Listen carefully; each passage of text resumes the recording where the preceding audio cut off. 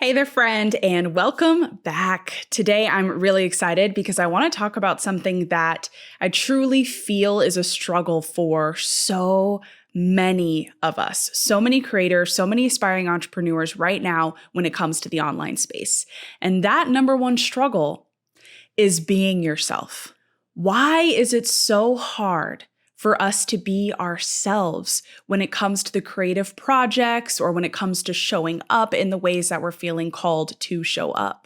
I think that subconsciously, we don't even realize that there's a facade that we might be putting on, right? We might be trying to act or talk or be like someone else based off of something that we've seen previously. We might be trying to put on the facade of what we think people are going to like. And we don't even realize that that person is not us. It's not who we were created to be. We are not ourselves.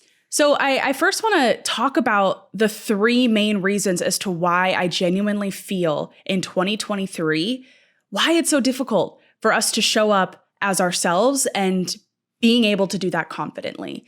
Now, the first thing that I feel that it's difficult is because the internet is just so loud. When you are going about any sort of entrepreneurial mission, more than likely, a lot of what you're going to do has to do with showing up online, whether it's marketing, advertisement, maybe you are showing up yourself as a personal brand, anything like that, you have to show up online. But in 2023, in today's society, the internet is so loud. It feels like there's way too many people on there. There might be a multitude of people that are in our same niches and industries, and their voices and their presence feel so big that it makes us feel so small. And then we just naturally kind of shrink back without even realizing it and dim the light that we naturally have inside of us. The second reason why I feel like it's so hard for us to be ourselves is because we're just naturally scared of judgment. As I said earlier, the internet is so loud. People have so many opinions and so many thoughts, and it gets sensitive, right? People don't want to hurt someone's feelings. People don't want to say something that's wrong because if you do, then people are going to hate on you and send you hate comments and you're just going to be canceled by people.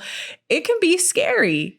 And I think that we just naturally get so scared of being judged by people. So scared to the point where we hide our true selves because we don't want that judgment. So in place of that, we put on some sort of facade in hopes that we can just people please and be liked by everybody. And then the third reason why I think it's so hard to be ourselves is because I think that we're just so used to stepping into the perception that people have of us instead of stepping into who we actually are.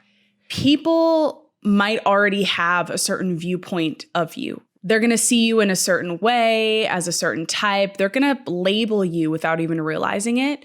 And I think a lot of times because we are wanting to people please, we end up stepping into that perception that people have over us. And we wonder why we're not happy. When we're going about the things that we were once passionate about, we're wondering why we're not happy. And one of those biggest things might be because you stepped into a perception that someone had of you rather than stepping into who you actually are. I just feel that we genuinely need to have a conversation about the fact that this is an issue and the fact that you are not alone in facing this problem. I know that I have struggled with it. I know that so many people struggle with it. You are not alone. But if we're going to highlight this issue, we also need to talk about the solution to it, right? How do you find the confidence in fully stepping into just being yourself online when the internet is so loud, when you might be scared of judgment and people's thoughts and opinions of you and possibly being canceled online, or when you naturally are stepping into the perception that someone has of you and you don't even know how to step into who you actually are. So I truly believe that that solution is the internal work and development that you have to do. And that internal work is the fact that you have to love yourself and love your mission enough to not care. I'm going to say that one more time. You have to love yourself and you have to love your mission enough to not care. If you loved yourself enough, you wouldn't care so much about what people think about you. Because you love yourself. You love the person that God created you to be. You're not being overly thoughtful about people's opinions of you because all you care about is God's opinion of you and your opinion of your own self. And in addition to that, when you love your mission, you're not constantly trying to compare it to other people's mission. You're not constantly trying to fit your mission into a box that you feel like most people will like. You love your mission enough because God called you to that mission, period. And if God called you to it, then he will see it through. You don't have to try to fit it into a box and get everyone to like it and try to worry about who's going to say what, when, where, all of that. You got to love that mission enough. And in addition to that, you have to love it enough and respect the fact that your mission is going to naturally be unique when it comes to showing up online. When you love yourself and you love your mission, there's this natural respect that comes from you that it is unique. You are unique. Your mission is unique. It's supposed to be that way. The biggest thing that I always like to say is that nobody else has your exact same DNA. Nobody else has your exact same story, your exact same experiences, your exact same style and flow. You are different. Out of the 8 billion people in this world, you are supposed to be different. So lean into that rather than steering away from it and fitting yourself and your mission inside of this people-pleasing box because you're worried about the internet being loud, about getting too much judgment from other people, about trying to make sure you're fitting the perception that people have on you. We have to quiet that and instead bring up the uniqueness inside of us. Love ourselves enough, love our mission enough to amplify it. Loving yourself and the mission and the journey that you're on, it just takes time. Because the reality is that a lot of us have parts within us that we don't love. We have things in our life that we don't love.